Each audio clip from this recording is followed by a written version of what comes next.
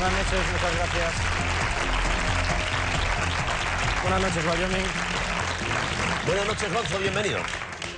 He de decir que esta temporada estoy muy contento contigo, muchacho. Tu productividad ha aumentado muchísimo, 4 o 5 veces más y cobras lo mismo. Gracias, Wyoming. De hecho, estaba pensando en un de denuncia que seguro te va a interesar. La explotación de los reporteros gallegos en el intermedio. ¿Qué te parece? Me parece flojo. El único gallego que realmente interesa a la audiencia es Jesús Vázquez. Y tú no estás a ese nivel. Te falta musculatura y te sobra heterosexualidad. Apúntate a un gimnasio y así solucionas las dos cosas de un tiro. Bien, hoy he tenido la oportunidad de conversar con un sacerdote que no está muy de acuerdo con la reforma de la asignatura de religión que ha hecho Wert. Se trata del padre Evaristo Villar, portavoz de la Asociación de Sacerdotes Foro Curas Madrid. ¿Foro Curas? Supongo que será como Foro Coches, pero solo hablarán del papamóvil. Vamos a ver tu reportaje. Para tener más elementos de juicio a la hora de valorar la reforma educativa del gobierno, estamos con el padre Evaristo Villar. Muy buenas, padre, gracias por atendernos en primer lugar. Él es sacerdote, teólogo y uno de los portavoces del Foro Curas Madrid, que es una asociación de sacerdotes progresistas, o como le gusta a usted decir, abiertos, críticos. La pregunta primera que le quiero hacer es si la escuela pública es el lugar ideal para enseñar religión. No, vamos a ver, la religión tiene unos lugares propios, que son sus propios centros, sus propias comunidades, sus propias iglesias. Esos serían los centros propios. El hecho de que la religión esté en la escuela pública, pues es, digamos, una extrapolación que de alguna manera ni favorece a la escuela pública ni favorece tampoco a la educación en la fe de la propia religión.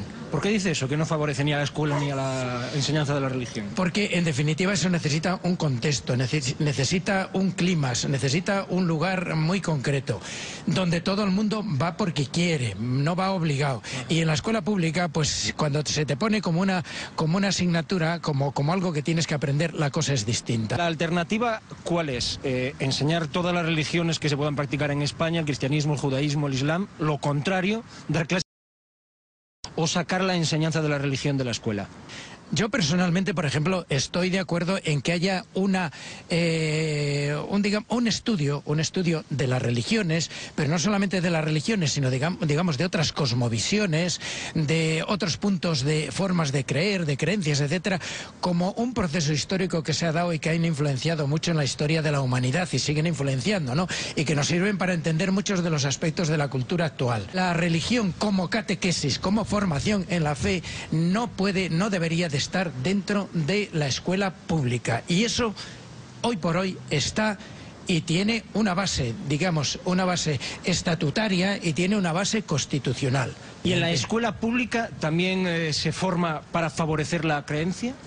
En la escuela pública, tal como está planteada actualmente las clases de religión, sí, hoy día se está dando fundamentalmente clases de religión católica, en el dogma de los católicos, ¿no? Corríjame si me equivoco, padre.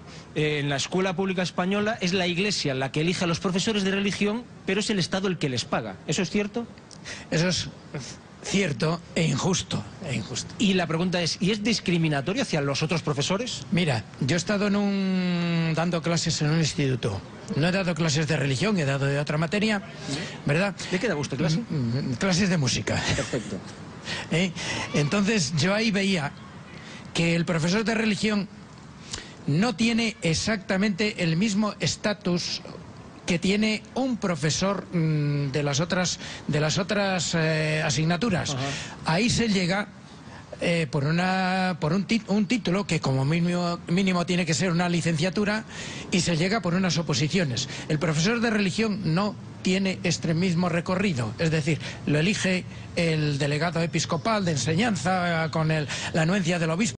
El obispo, ¿verdad? Sí. Es injusto que lleguen a dar clase a un lugar como esos sin utilizar el mismo recorrido que utiliza cualquier profesor normal. Vale. Hablamos de que es la Iglesia la que elige el profesor de religión, y en muchos casos que se han hecho conocidos, también ha sido la Iglesia la que ha pedido que un profesor de religión deje de dar clases porque en su vida privada ha tomado decisiones no muy acordes con el catolicismo.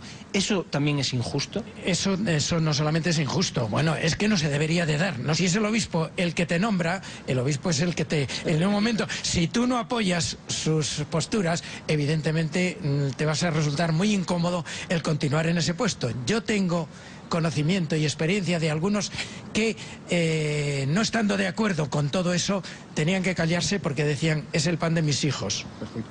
Ya por último, al margen de este tema, a usted y a sus compañeros en el Foro Curas de Madrid, ¿les mete mucha caña por expresar estas opiniones completamente contrarias a las de la Conferencia Episcopal? Mira, lo primero es que nos pueden desautorizar abiertamente. Otra forma de desautorizar es callar. El silencio es una de las tácticas que suelen llevar la gente que tiene mucho poder para aquello que le puede molestar. Lo más normal es que mucha gente va a estar en contra de lo que yo digo. ¿Por qué? Porque entienden el cristianismo de una forma distinta. Pero Jesús de Nazaret no fue así. Hay que decirlo claramente. Jesús de Nazaret fue crítico con el templo, con la ley, con los poderosos. Fue crítico con todo ese mundo de gente. Ya, pero a usted el obispo no le va a recomendar para dar clases de religión, seguro, ¿no? Seguro que no. Padre Evaristo, muchísimas gracias por habernos atendido. Bueno, y sobre todo por... largo, ¿eh? Bueno, pero es usted que se ha gustado, padre. ¿Cómo era? Gonzo. Gonzo.